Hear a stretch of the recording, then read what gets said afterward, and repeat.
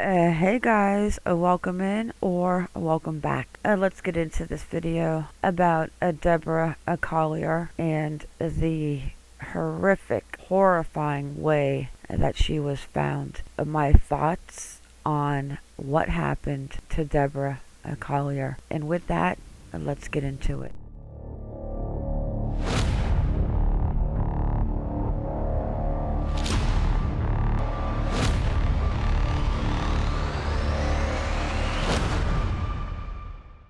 This awful ending of a story begins on September 9th, 2022.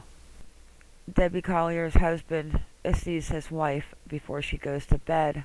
Remember, they slept in separate rooms because he snores loud.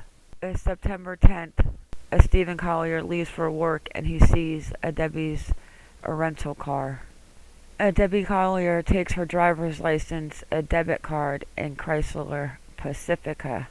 Debbie's daughter Amanda said her mother rented the car because hers had been in a wreck. Amanda also said to police that her mom's driver's license and debit card were the only other possessions she saw missing besides the rental car. The driver's license, new from today's press conference where they have that video of Debbie Collier's van is seen on the highway, captured at 2:17 p.m. on September 10th, and that image came from the Tallulah Falls school security camera. It showed her moving north on Georgia Highway 15. Debbie Collier then shows up at the Family Dollar store.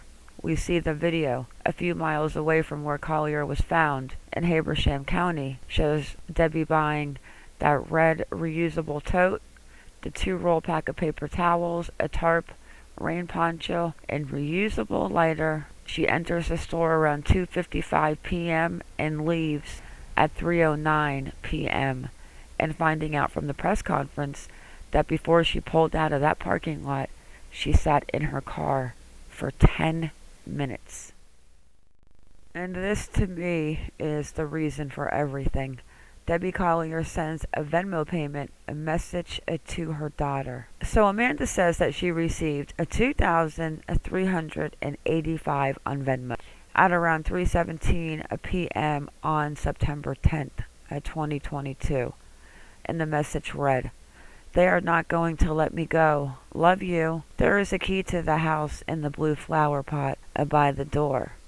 The name on the Venmo account is Steve Collier. And then Amanda's telling police how that message scared her, and she drove around for 2 to 3 hours looking for her mom? No. Amanda Beard thinks she's smart, but she's not. "I tried to call my mom, but she didn't answer the phone." Investigators are claiming that they're still waiting for the forensic data to come back so they can see what device was used to transfer that Venmo payment, so that we are waiting for, and I'm sure when that pops up, Amanda Beard will be arrested with her MMA boyfriend.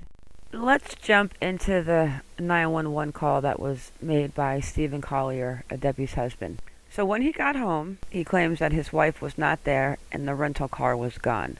So he has been confirmed that he was parking cars at the stadium for the Georgia Bulldogs home game.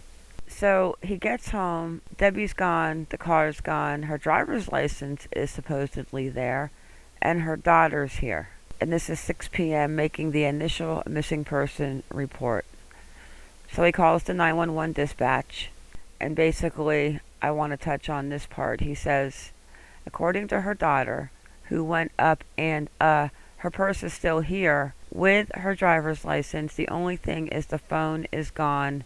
And she sent her daughter a text about 2 hours ago saying, "They won't let me go." He continues to say, whatever that means, we don't know. So the police on the press conference actually confirmed that the purse that was with Debbie in the video surveillance from the Family Dollar was found at the scene of the crime with her phone. I am going to give my final thoughts on this, guys, at the end, so please make sure you stay until then.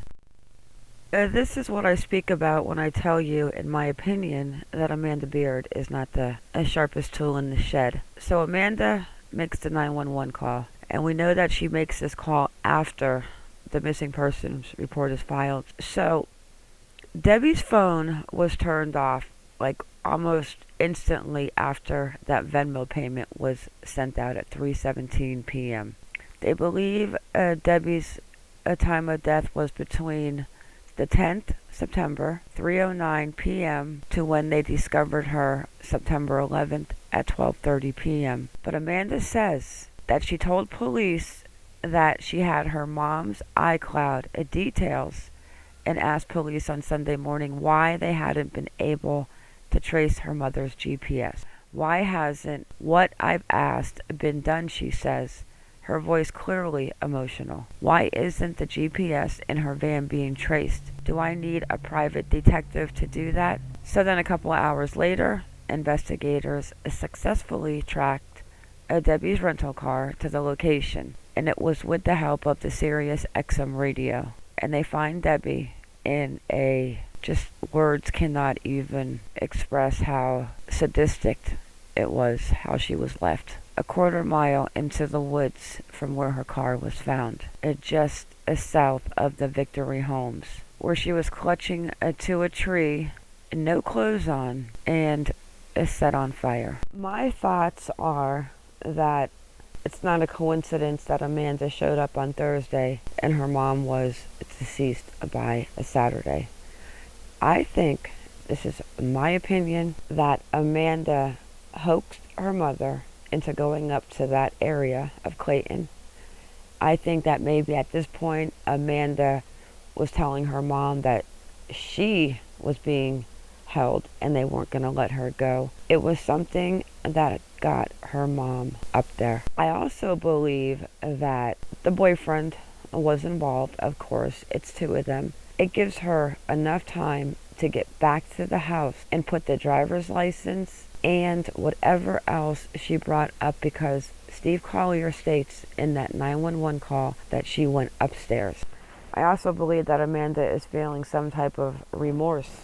I think that is the reason she called a 911 to state how come they have not located her mother's car with GPS. That's also why I feel it's just Amanda and the boyfriend, because if it was anyone else that was third party and did something to her mom, I think Amanda probably would have spoken up by now.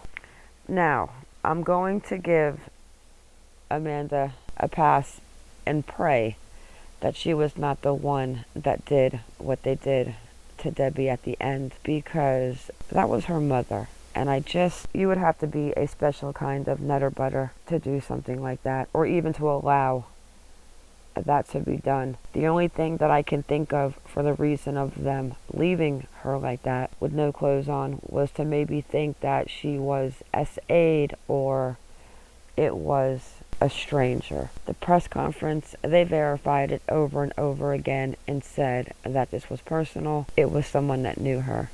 I also hear them slip at the very end when they're speaking about Amanda and talk about they're waiting for the forensic data to come back so they can arrest the people that are suspects, the person who is the suspect or suspects. Very bizarre that Amanda knew what her mom supposedly took with her because it was missing from the purse, but the husband states that the driver's license was there. That, I think, is a bad slip-up on Amanda's not being so bright. From Victory Home to Deborah Collier's house, it would have taken them about an hour and 10 minutes on an open highway where they could definitely make some time. I went and checked it out. But the fact that when she gets there, she goes upstairs or whatever it is she does, and then the driver's license is at the house in a purse, but not the purse that was found with her. So maybe she switched out the purse because she thought she was going to watch the game, and then she gets a phone call from her frantic daughter. I also believe there might be a burner phone or a phone that they don't think is connected to them. And I'm talking about Amanda. in her MMA boyfriend. Make sure you all drop your thoughts on this, and I guess we will have to wait and see how this plays out. I think Amanda will be in jail by the beginning of next week. And with that, guys, it is a wrap. Keep your babies safe and stay vigilant.